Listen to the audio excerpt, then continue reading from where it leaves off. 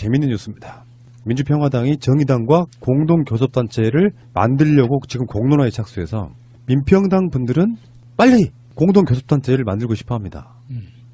그런데 정의당은 조금 결이 달라요. 그렇다고 뭐 반대한다 이런 것보다는 아마 내부적인 찬반 양론이 꽤 있을 거예요. 굳이 공동교섭단체 만들어서 우리의 색깔을 민평당과 섞는다는 게 말이 돼? 이렇게 하는 쪽도 있을 거고, 한쪽에서는 효율적인 실용적인 쪽으로 생각을 하자. 그렇다고 뭐 국고 보조금을 따로 받는 건 아니고 일종의 호적만 한 교섭단체로 묶는 거잖아요. 그러니까 자격을 획득하기 위해서 일시적으로 뭉치자, 형식적으로 뭉치자 이런 건데, 이게 정의당 당원들의 어떤 기본적인 성향상 효율적이기 때문에 가능하다면 분당을 안 했겠죠. 예전에 통진당이나 정의당이 이렇게 그 분당될 때, 그리고 국민참여당이랑 합당을 할 때도 이렇게 효율성만 따졌다면 큰 논란 없이 그냥 바로 합당을 했겠지만, 그 합당을 두고 정말 오랜 기간 동안 토론과 수기 과정을 거쳤거든요. 그래서 이게 민평당 차원에서는 굉장히 좋은 방법이지만 정의당에서는 사실 쉬운 길은 아닐 겁니다.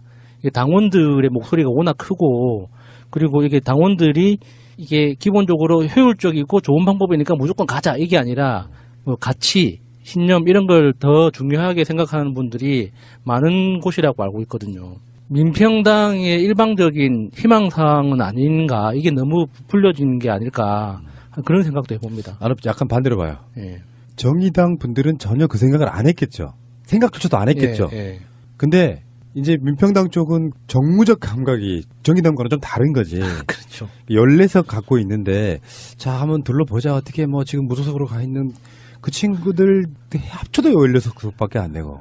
예를 들면은 남북관계 같은 성향은 비슷하잖아요. 진보 성향. DJ를 계승한다는 분들이니까. 그러면 정의당한테 물어봐서 그게 국고 보조금을 받는 부분이라 그러면 국민적 비난이 있을 수 있어요. 정치적 색깔이 다른데. 근데 이게 자유선진당하고 창조한국당이 합쳐서 교섭단체 만든 옛날에 역사가 있단 말이에요. 20석을.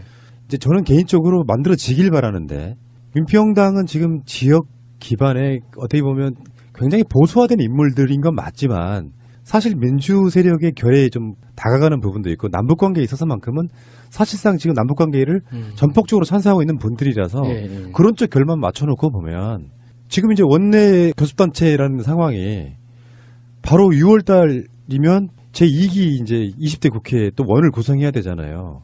바른미래당 사실상의 27석, 법적으로는 30석, 그리고 자유한국당, 더불어민주당이 항상 원을 운영함에 있어가지고 계속 협상의 당사자이고 테이블로 나오잖아요. 근데 한 놈은 깡패고 한 놈은 양아치야. 당하는 입장에서 2대1로 싸우는 게 너무 힘든 거예요. 그러면 의석 이런 걸 떠나서 한쪽이 개혁 진보 쪽으로 뭔가 법안을 만들거나 할 때는 한 사람이 더 있어 좀 더 좋은 거지. 예를 들면 민주평화당하고 정의당이 합쳐져서 이제 민주정의당, 민정당이네.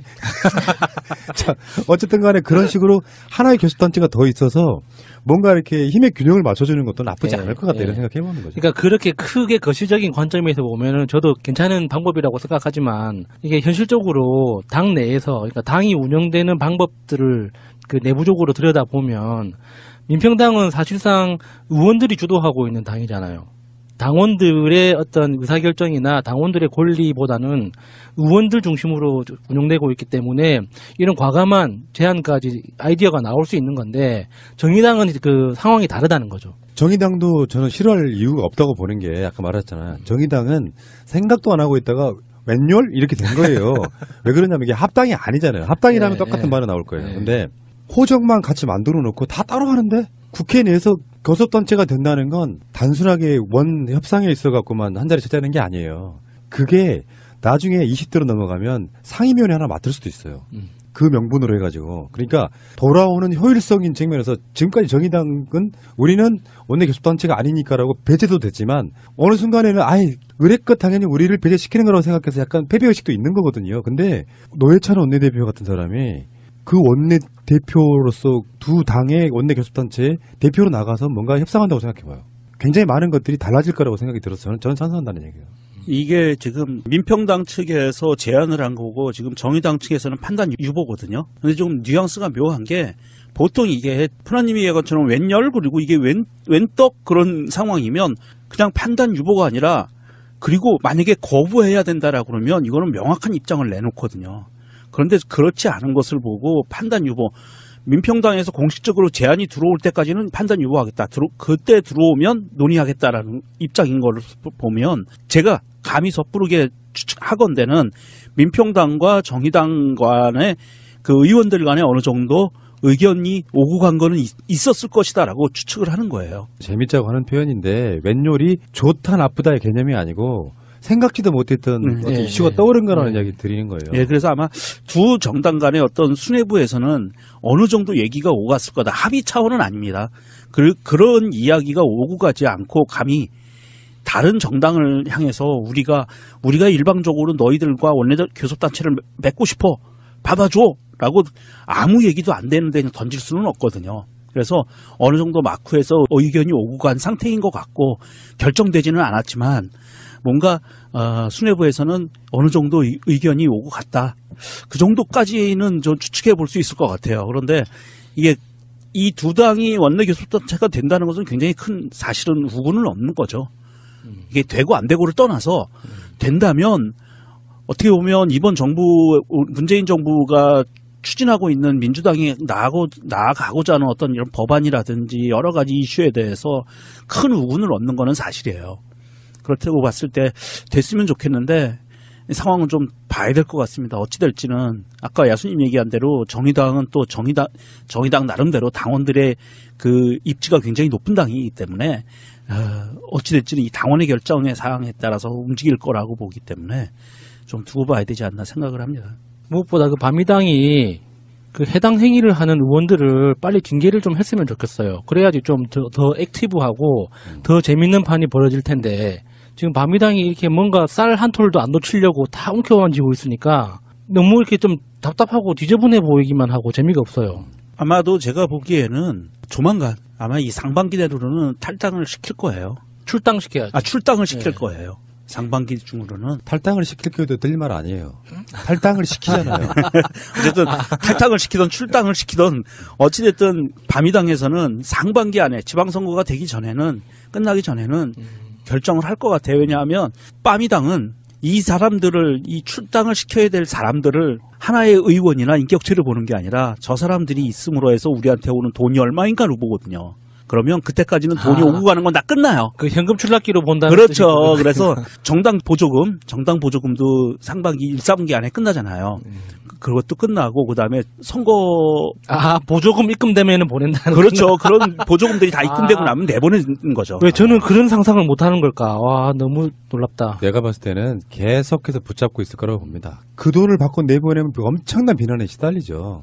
우리는 그것 때문에 붙잡고 있지 않다는 거를 증명하기 위해서라도 안 내보내는 거고 그 사람들이 마음껏 가서 그쪽에 도움 되게끔 할 수 있을 만한 인격들이 안 되니까 그거는 중요한 문제도 아니고 일단은 정의당과 민평당의 공동 원내 교섭단체를 만드는 부분은 뭐 명정님도 아까 이야기했습니다만 우군이라는 표현이 사실은 우리가 그런 표현을 쓰면 안 되는 부분이 있지만 말하자면 그들도 그들 나름대로는 민주당 이중대 되게 싫어라고 이야기를 합니다. 그러니까 정의당 분들이나 이런 분들 보면은 어쨌든 굉장히 세게 발언해가지고 막 폭탄 맞고 그러잖아요. 자기들의 존재감이라는 게 있어요. 그래서 어떤 부분은 양보할 수 없어서 막 독한 표현 써가지고 엄청나게 많이 비판이나 비난에 시달린 경우도 있지 않습니까? 그래서 우리가 정의당이나 민평당을 당신네들이 우리를 도와주는 목적으로 와줘 이렇게 하면 그거는 말이 안 맞는 건데 개혁 작업을 더 세게 하는 데 있어서의 비판은 저는 받아야 된다고 생각하는 거예요. 민평당하고 정의당 결합체인 민주정의당이 이상하지? 정의민주당이 저기서 지금 북핵 문제에 대해서 이렇게 하라고 하잖아. 이게 문재인 대통령이나 민주당한테는 협상 명분이 되거든요. 그런 용도로 뭔가 더 선명하게 나가는 것은 적극 찬성하지만 그분들한테 와서 거수기 노릇해줘 이렇게 우리가 공개적으로 이야기하는 건 잘못됐다라고 그렇죠. 그렇게는 안 되죠. 도움은 될 거예요 분명히. 바미당에 대한 재밌는 게 있는데요. 그 밤이라는 영어 단어가 뜻이 약간 제정신이 아닌 이런 뜻이 진짜 있어요. 그런 뜻이 있어요? 네, 이런 영어 단어가 있어요. BARMY. 밤이. 그래서 이게 형용사기 때문에 예를 들어서 안철수 is 밤이 하면은 안철수는 약간 제정신이 아니다. 이렇게 쓸 수 있는 거죠. 뭐 악재네 악재야. 논리거리가 너무 많아. 머리가 이상한 거품이 있는 이제 그런 뜻이네요. 개혁적인 마인드 가지신 분들이 개혁 마인드를 갖고 국회를 운영해 나가는 그런 측면이라 그러면 100번 찬성하고요. 네. 정의당 분들도 반대하시는 분들이 뭐 있을지는 모르겠는데 그렇게 해서 목소리를 더 드높이는 방법이 굉장히 중요한 부분 중에 하나라고 생각합니다. 예, 이거 만약에 교섭단체가 결성이 된다면 대한민국 현 국회원 구성에서 보면 거의 정확하게 반반으로 나뉘어지는 거거든요. 지금 민주당이 약간 열세니까 교섭단체로 보면 열세이기 때문에 반반으로 나눠진다는 건 그만큼 조금 더 입지가 세진다는 얘기고요. 정부 측에서도 뭔가 일을 할 때 조금 편할 수 있는 부분이고요. 그러면 우리는 이제 밤이당에 대해서는 완전히 이게 마음으로 포기해야 되는 거예요? 예, 아니요. 저쪽으로 넘어가는 거라고? 포기하는 게 아니라 죽여야죠. 홍준표나 김성태를 보면 이런 게 있어요. 내가 먹고 있는 차는 빨간색이다라고 이야기를 하는데 사실은 자세히 알고 보면 검은색이라고 칩시다. 정치인들은 내가 주장해놓은 어떤 아젠다에 대해서 좋은 정치인은 내가 처음에 주장한 게 틀렸으면 틀렸다라고 인정하고 사과하면 돼요. 근데 자유한국당 스타일의 정치인들은 그렇지가 않단 말이에요. 내가 틀렸다는 걸 아는 시점에서부터 순간 계속해서 자기 실드를 치는 거예요. 제가 그런 관점에서 고민을 한번 해본 적이 있거든요. 세월호 사건이 어떤 조작도 없이 진짜로 교통사고라고 공식적인 발표가 나면 나는 어떻게 반응해야 되나? 계속 우길 것인가? 받아들일 것인가? 이런 고민을 해본 적이 있어요. 그렇기 때문에 정부 입장에서도 박근혜 정권 때까지 진짜 중요한 부분을 놓쳐버렸다는 게 그런 거였었거든요. 너무 시간이 오래 지나버리니까 사람들 머릿속에 차단되었던 정보와 조작들로 인해서 고정화된 생각을 바꿔내긴 되게 힘들어요. 마찬가지입니다. 자유한국당이나 이런 데에 있는 사람들이 계속 말도 안 되는 억지를 부리잖아요. 어쩌면 그중에 핵심부에 있는 사람들은 천안함 사건이 북한의 행위가 아니라는 걸 정확히 알고 있을지도 모릅니다. 근데 지금은 진실이 중요하지 않은 시대가 됐어. 세력과 세력 간의 싸움을 붙어갖고 누가 지냐 이기냐의 싸움이기 때문에 진실은 하나도 안 중요해져 버린 거예요. 안철수와 호남 국회의원들이 계속 싸우는 과정에서 안철수를 비토하는 요건 중에 하나가 이 사람은 그냥 문재인 대통령이 싫어가지고 저렇게 목리부린다는 논리를 내놓고 반 문재인 연대 하려고 하니까 난 못 따라가 이렇게 상황을 만들어놨잖아요. 그러면 이분들 입장에서는 안철수의 그런 지점만을 골락하기를 할 수밖에 없는 거고 그렇다 보면 자기들의 행위는 훨씬 더 친문재인 쪽으로 갈 수밖에 없는 게 현실인 거예요. 내가 뱉어놓은 말을 부단히 증명하려고 한다. 안철수는 안철수 나름대로 자기가 문재인 대통령 잘못하고 있다는 걸 증명하려고 하고 잘못된 부분이 있다면 과감하게 쿨하게 인정하고 시작하는 게 훨씬 더 좋은데 그게 안 되니까 마차님이 운전할 때 부산까지 직진하는 거와 똑같은 거예요. 우회전이나 좌회전을 못하고 계속 부산까지 직진해버리는 거예요. 잠시만요. 우회전은 하지만 좌회전을 못하는 거거든요. 그럼 고속도로 빠져나가는 건 가능하네요. 그래. 어찌됐든 이 바른미래당과 민평당이 갈라지고 나서 민평당과 바른미래당의 그 여론조사 추이를 보면 굉장히 좀 재미있는 추이가 갑자기 튀어나왔어요. 호남에서 여론조사 결과를 보면 호남에서 지금 바른미래당이 4.2%를 기록을 했거든요. 여론조사에서. 민평당이 8.2%를 기록을 했어요. 드디어 민평당이 앞서가기 시작을 했어요. 제2당 압도적이네요. 압도적 예. 2배로. 그러나 민주당 기준율의 30분의 1 내가 다 알고 있다. 민주당은 뭐 정말 압도적이고요. 리얼미터 여론조사 결과인데 그 호남에서도 그렇게 민평당에 밀리고 그리고 뭐 경상도 영남 지역에서는 또 다른 당한테도 밀리고 있고 이거는 뭐 바른미래당의 앞날이 굉장히 깝깝한 상황이고요. 과연 그 호남과 영남을 하나로 묶는 어떤 그 이상적인 정치 환경을 만들어낼 수 있을까? 안철수가 그냥 동반 자살하는 쪽으로 가는 게 아닌가 싶어요, 정말로. 민평당도 그렇고 바른미래당도 그렇고 정거장인 건 맞아요. 언제까지 호남 지역구 국회의원들로만 당 만드는 건 어렵습니다. 민평당도. 그렇죠. 바른미래당도 마찬가지인데 그런데 그래서 최근에 지역당 논란이 지금 마이너하게 자기들끼리 일어나고 있는 게 그거예요. 민평당을 호남당이라고 하니 조배숙 당대표 입장에서는 니들은 왜 영남당이라고 안 하는 건데 막 이런 식으로 이렇게 주거니 받거니 하는 게 있어요. 왜 호남 사람들만 호남당이라고 하고 영남당이라고 안 하냐 뭐 이런 표현이 있는데 그나마 민평당은 그런 식의 지역 기반이라도 조금은 갖고 있는 거예요. 문재인 대통령은 별로 탐탁지가 않은데 그래도 왜 그 자기 지역구에서 보면 그쪽 국회의원들이랑 악수라도 한번 해보신 분들 입장에서는 나는 그래도 호남에 있는 뭐 정동영이나 박지원이나 지지한다라고 생각하시는 분들이 호남에 10% 미만으로 지금 있는 거다 이렇게 보면 될 것 같고 어차피 그렇게 정거장 역할을 하다가 결국은 그들도 노리는 건 나도 여당이고 싶다 이거 아니겠습니까? 그렇죠. 네. 근데 바른미래당은 더 희망이 없다는 거야. 1대1 구도의 대한민국 상황에서 바른미래당은 영남 쪽은 지지율이 안 나오는데 그나마 수도권 쪽에는 자유한국당보다 더 지지율이 나온다고 약간 자위를 하고 있는데 막상 선거 들어가 보십시오. 바른미래당, 자유한국당 수도권에 이기기 쉽지 않아요. 그렇지만 두고 보십시오. 안철수는 죽지 않습니다. 안철수는 끝까지 살아남을 겁니다. 피닉스가 돼가지고. 야수, 안철수 지지자였다. 단독.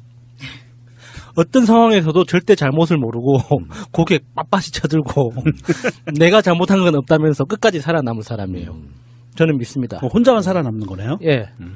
자, 어쨌건 20석 만들어지는 것도 재밌을 것 같다. 손해 볼 건 없을 것 같다. 이렇게 결론 한번 내려봅니다. 협상에 있어갖고만 한 자리 차지하는 게 아니에요. 그게 나중에 20대로 넘어가면 상임위원회 하나 맡을 수도 있어요. 그 명분으로 해가지고. 그러니까 돌아오는 효율성인 측면에서 지금까지 정의당은 우리는 원내 교섭단체가 아니니까라고 배제도 됐지만 어느 순간에는 아예 의뢰껏 당연히 우리를 배제시키는 거라고 생각해서 약간 패배의식도 있는 거거든요. 근데 노회찬 원내대표 같은 사람이 그 원내대표로서 두 당의 원내 교섭단체의 대표로 나가서 뭔가 협상한다고 생각해봐요. 굉장히 많은 것들이 달라질 거라고 생각이 들어서 저는 찬성한다는 얘기예요. 이게 지금 민평당 측에서 제안을 한 거고 지금 정의당 측에서는 판단 유보거든요. 근데 좀 뉘앙스가 묘한 게 보통 이게 프라님이 얘기한 것처럼 웬열 그리고 이게 웬떡 그런 상황이면 그냥 판단 유보가 아니라 그리고 만약에 거부해야 된다라고 그러면 이거는 명확한 입장을 내놓거든요. 그런데 그렇지 않은 것을 보고 판단 유보 민평당에서 공식적으로 제안이 들어올 때까지는 판단 유보하겠다. 그때 들어오면 논의하겠다라는 입장인 걸 보면 제가 감히 섣부르게 하건대는 합당을 두고 정말 오랜 기간 동안 토론과 수기 과정을 거쳤거든요. 그래서 이게 민평당 차원에서는 굉장히 좋은 방법이지만 정의당에서는 사실 쉬운 길은 아닐 겁니다. 이게 당원들의 목소리가 워낙 크고 그리고 이게 당원들이 이게 기본적으로 효율적이고 좋은 방법이니까 무조건 가자 이게 아니라 뭐 가치, 신념 이런 걸 더 중요하게 생각하는 분들이 많은 곳이라고 알고 있거든요. 민평당의 일방적인 희망사항은 아닌가 이게 너무 부풀려진 게 아닐까 그런 생각도 해봅니다. 나는 약간 반대로 봐요. 예. 정의당 분들은 전혀 그 생각을 안 했겠죠. 생각조차도 안 했겠죠. 예. 근데 이제 민평당 쪽은 정무적 감각이 정의당과는 좀 다른 거지. 그렇죠. 14석 갖고 있는데 자 한번 둘러보자. 어떻게 뭐 지금 무소속으로 가 있는 그 친구들 합쳐도 16석밖에 안 되고 예를 들면은 남북관계 같은 성향은 비슷하잖아요. 진보 성향. DJ를 계승한다는 분들이니까. 그러면 재밌는 뉴스입니다. 민주평화당이 정의당과 공동교섭단체를 만들려고 지금 공론화에 착수해서 민평당 분들은 빨리 공동교섭단체를 만들고 싶어 합니다. 그런데 정의당은 조금 결이 달라요. 그렇다고 뭐 반대한다 이런 것보다는 아마 내부적인 찬반 양론이 꽤 있을 거예요. 굳이 공동교섭단체 만들어서 우리의 색깔을 민평당과 섞는다는 게 말이 돼? 이렇게 하는 쪽도 있을 거고 한쪽에서는 효율적인 실용적인 쪽으로 생각을 하자. 그렇다고 뭐 국고보조금을 따로 받는 건 아니고 일종의 호적만 한 교섭단체로 묶는 거잖아요. 근데 자격을 획득하기 위해서 일시적으로 뭉치자, 형식적으로 뭉치자 이런 건데 이게 정의당 당원들의 어떤 기본적인 성향상 효율적이기 때문에 가능하다면 분당을 안 했겠죠. 예전에 통진당이나 정의당이 이렇게 그 분당될 때 그리고 국민참여당이랑 합당을 할 때도 이렇게 효율성만 따졌다면 큰 논란 없이 그냥 바로 합당을 했겠지만 그쪽이 개혁 진보 쪽으로 뭔가 법안을 만들거나 할 때는 한 사람이 더 있어 좀 더 좋은 거지. 예를 들면 민주평화당하고 정의당이 합쳐져서 이제 민주정의당, 민정당이네. 자, 어쨌든 간에 그런 식으로 하나의 교섭단체가 더 있어서 뭔가 이렇게 힘의 균형을 맞춰주는 것도 나쁘지 않을 것 같다 이런 생각해보는 거죠. 그러니까 그렇게 크게 거시적인 관점에서 보면은 저도 괜찮은 방법이라고 생각하지만 이게 현실적으로 당 내에서 그러니까 당이 운영되는 방법들을 그 내부적으로 들여다보면 민평당은 사실상 의원들이 주도하고 있는 당이잖아요. 당원들의 어떤 의사결정이나 당원들의 권리보다는 의원들 중심으로 운영되고 있기 때문에 이런 과감한 제안까지 아이디어가 나올 수 있는 건데 정의당은 그 상황이 다르다는 거죠. 정의당도 저는 싫어할 이유가 없다고 보는 게 아까 말했잖아요. 정의당은 생각도 안 하고 있다가 웬열? 이렇게 된 거예요. 왜 그러냐면 이게 합당이 아니잖아요. 합당이라면 네, 똑같은 네. 말은 나올 거예요. 네. 근데 호적만 같이 만들어 놓고 다 따로 하는데 국회 내에서 교섭단체가 된다는 건 단순하게 정의당한테 물어봐서 그게 국고 보조금을 받는 부분이라 그러면 국민적 비난이 있을 수 있어요. 정치적 색깔이 다른데. 근데 이게 자유선진당하고 창조한국당이 합쳐서 교섭단체 만든 옛날에 역사가 있단 말이에요. 예, 20석을. 예, 예. 이제 저는 개인적으로 만들어지길 바라는데 민평당은 지금 지역 기반에 어떻게 보면 굉장히 보수화된 인물들인 건 맞지만 사실 민주 세력의 결에 좀 다가가는 부분도 있고 남북관계에 있어서만큼은 사실상 지금 남북관계를 전폭적으로 찬성하고 있는 분들이라서 예, 예. 그런 쪽 결만 맞춰놓고 보면 지금 이제 원내 교섭단체라는 상황이 바로 6월 달이면 제2기 이제 20대 국회에 또 원을 구성해야 되잖아요. 바른미래당 사실상의 27석, 법적으로는 30석, 그리고 자유한국당, 더불어민주당이 항상 원을 운영함에 있어가지고 계속 협상의 당사자이고 테이블로 나오잖아요. 근데 한 놈은 깡패고 한 놈은 양아치야. 당하는 입장에서 2대1로 싸우는 게 너무 힘든 거예요. 그러면 의석 이런 걸 떠나서